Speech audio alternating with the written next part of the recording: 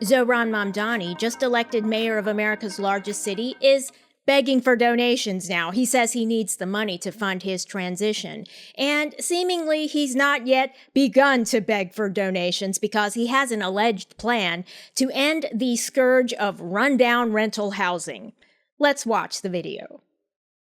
Starting on day one, we will expand the city's special enforcement programs, doubling fines for hazardous violations and tripling them for conditions that are immediately dangerous. And when a really bad landlord, like this guy, refuses to fix it, the city's gonna step in, make the repairs, and send them the bill. If that doesn't work, the city's taking over the building. We're putting the worst landlords out of business. Now, some commentators have observed from that clip that he's openly planning to seize the apartment building, to seize the means of production, in other words. That would be illegal. The landlords can sue New York City if he tries that. If the city seizes the property without just compensation, the landlords can file an inverse condemnation lawsuit. Now, if private property is taken for a public use, the governmental entity that seizes the property must pay fair market value for it. That's a guarantee rooted in the Fifth Amendment of the U.S. Constitution.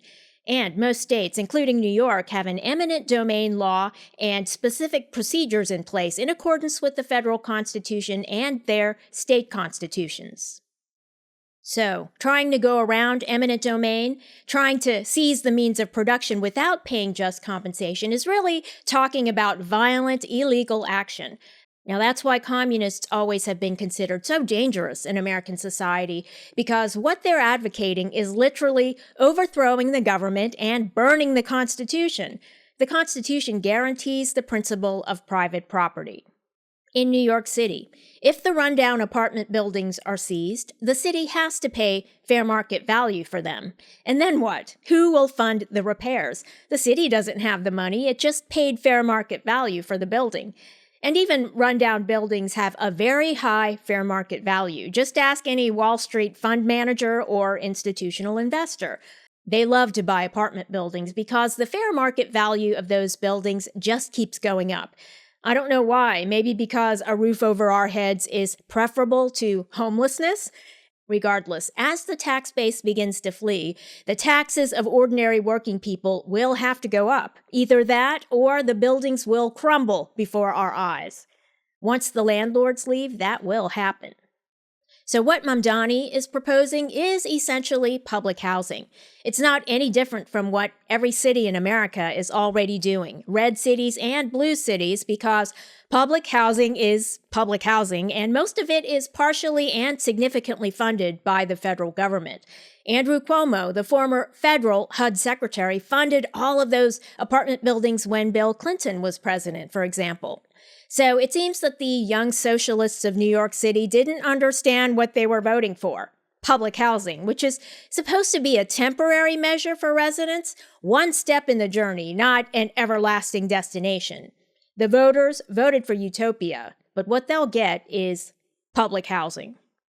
And that's assuming the city does pay fair market value. If it doesn't, the only remaining option is to seize the means of production. Now let's watch what happened in Berkeley, California when Antifa decided to protest an event for Turning Point USA. Break it up! Break it up! Break it up! Police! Break it up!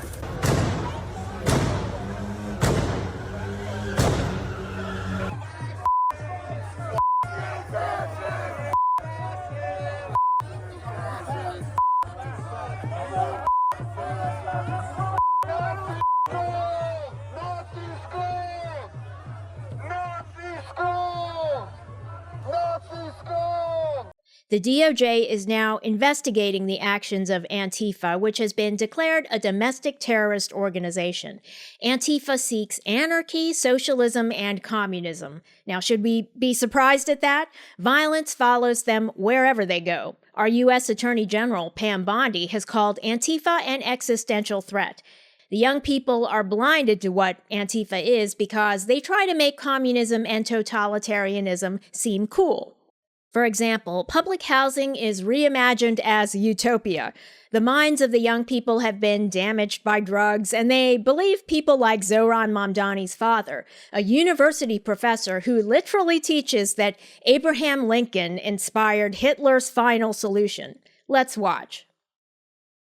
Then, with the Civil War, Abraham Lincoln generalized the solution of reservations.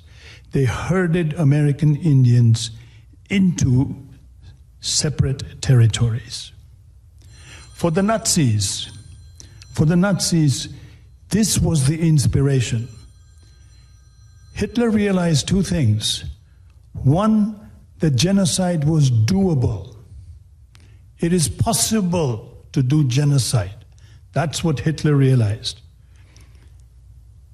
Second thing Hitler realized is that you don't have to have a common citizenship. You can differentiate between people. The Nuremberg laws were patterned after American laws. Anyway, the US put Indians in reservations. The US invented the model, what we call today the two-state solution. Now, never mind the fact that Hitler supported racial slavery in the U.S., and he looked down on President Roosevelt because he thought the name sounded Jewish. The bizarre, incoherent America bashing of Mamdani's father has gained a foothold in America's universities, and the young people seem ill-equipped to fight back. I'll conclude with some good news. The federal government is now reopened.